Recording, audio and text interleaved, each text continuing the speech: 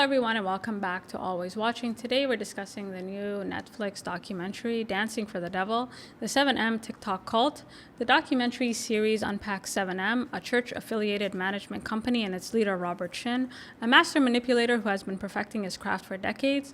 The series interviews former members as well as family, desperately trying to free their loved ones. The documentary utilizes recreations as well as audio recordings from Robert to give us insight into who Robert is and how he was able to control people for so long. Overall, I thought the documentary was well worth a watch. It does a great job of unpacking 7M and Robert Shinn, but also giving us insight into what a cult is and how really anyone can fall victim or become susceptible to joining one. I wasn't familiar with this story at all, and neither was anyone else. This whole ordeal began when Melanie and her family went on TikTok and pleaded to their loved one Miranda to come home. They claimed that this was their last-ditch attempt, that they had been cut off completely, and the reason for this was because she was part of this sinister cult.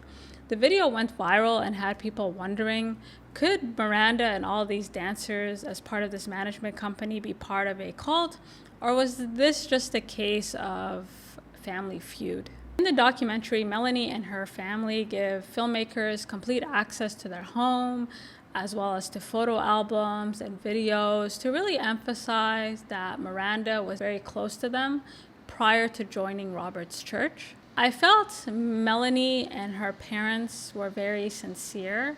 Miranda and Melanie had dreamed of becoming dancers, and thanks to social media, they were able to do so together. And these were not amateurs. Her parents explained that they had spent resources trying to make their daughter's dreams come true. Everything just shattered when she started associating with Robert and this church. The series compares Miranda and her family to Priscilla and Melanie Lee, former members of Robert's church. And I felt like the comparison between the two families did a great job of emphasizing the depths of Robert's manipulation. This is a guy who has been doing this for decades, and as a result, he has gotten really great at his craft. Robert was able to do very well is leverage the church to start a number of businesses and essentially use his workers for very cheap or free labor. At the start of his career, Robert would target vulnerable immigrants, and the church was an ideal hunting ground to seek out vulnerable young men and women to exploit. As a pastor, he referred to himself as a man of God and equated loyalty to him with loyalty to God. Prior to 7M, he was able to use his church to actually start a number of incredibly successful businesses that generated millions of dollars, none of which, of course, he shared with any of his followers. As successful as he was never really able to expand his business as much as he would have liked. He tried to break into Hollywood by producing films and promoting talent, and it's not until he was able to exploit these dancers on TikTok that he had reached the heights that he had always dreamed of. What makes 7M particularly sinister is that it seems pretty legit from the outside looking in. The idea of gathering a group of very talented dancers on TikTok seemed like a great idea, especially since TikTok was just emerging and didn't have the popularity that it does now. The great thing about social media is that there are no gatekeepers. You can upload and create your own content and therefore generate your own business. A lot of the reason Robert was successful is because he was able to recruit a few very talented and very respected dancers, and as a result, they would recruit all their friends, and suddenly it became this exclusive company that everybody wanted to be a part of. And he mirrored this exclusivity in his church. It was no longer this space that people could just kind of walk in freely and do whatever they want. You had to be invited to this echo chamber. Another reason these dancers were very susceptible to Robert is being an artist or a dancer is spiritually depleting. There's a lot of work involved, high competition. The odds of making it are slim to none, and people are constantly trying to take advantage of you. So being part of a company or a group with similar artists who are also looking for spiritual fulfillment seemed like the perfect situation. And Robert was really able to present himself in a way that made them believe that he had their best interests at heart. Because of his prior businesses, he was also able to convince these dancers that he could make them successful. He had all these houses, all these cars, and really assured them that if they worked with him, they could have all these things as well. Because he was able to recruit dancers that were already familiar with one another and who had respect for one another, there was this sense of community. And so the success that each of these dancers were able to generate felt very communal. He made it seem like their success was dependent on maintaining this community, which was really this church, which was really him. Robert was very clever in how he was able to extract millions of dollars from these dancers. Again, he used a lot of the same tactics that he had used in his previous businesses. He had just kind of perfected and improved them. Pay these dancers like huge sums of money and then encourage them to donate even larger sums of money to the church to continue their success and continue their blessings, and really all that money was going to him. He would also use his sermons to highlight certain members of the team whenever they got a huge job or a huge gig, to create this sense of competition. So all these dancers would be working really, really hard to book as many gigs as possible in order to vie for his attention. Unfortunately, because they're all consenting adults, it's really hard to prove coercion. Like, even though looking at it, it's very clear that they were being scammed and manipulated, trying to prove that legally is next to impossible. And I think what this case highlights is, when it comes to adults, proving coercion and manipulation is incredibly difficult. Like, when it comes to children, it's quite easy because you have the power imbalance between the child and the adult.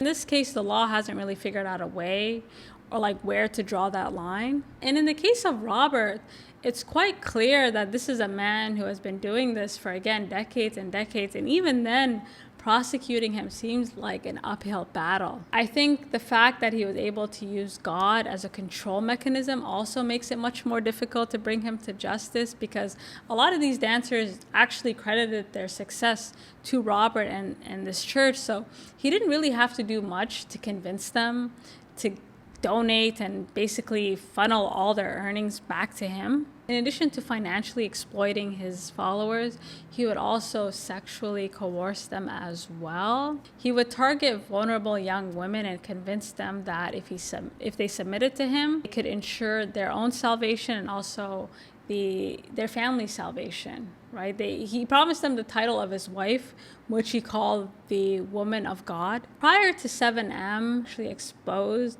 for assaulting a number of women, and as a result, a number of his businesses ended up going down and he lost a number of workers. And so when he had the opportunity to establish 7M, this management company with all these dancers, he did not want to go through that same situation again. And you get the sense that he has now developed a number of strategies, tactics to really ensure he'll never be called out like that again, and he will never be brought to the brink of destruction again. Now, what these strategies and tactics are, we're not really sure. It could be blackmail, it could be coercion, but this is a man that was already on the brink of destruction and basically got a second chance on TikTok and got a second chance with this management company. The documentary contrasts Melanie and Miranda's relationship with Priscilla and Melanie's relationships. Like the Wilking sisters, Melanie was able to get her sister Priscilla back from Robert's cult. The series tries its best to show the aftermath of what being in a cult looks like, not just for the victim, but for the family members as well. Melanie was able to escape Robert's cult, but sadly, her sister Priscilla stayed, and she stayed for, I think, a total of 23 years. And now she works with other families in similar situations in hopes of bringing Robert to justice. And for me, because we don't actually have Miranda's point of view in this documentary, Priscilla's point of view is incredibly important. And I actually felt that listening to her talk was incredibly compelling and really made me believe that this was a cult. Like, you could actually feel her frustration.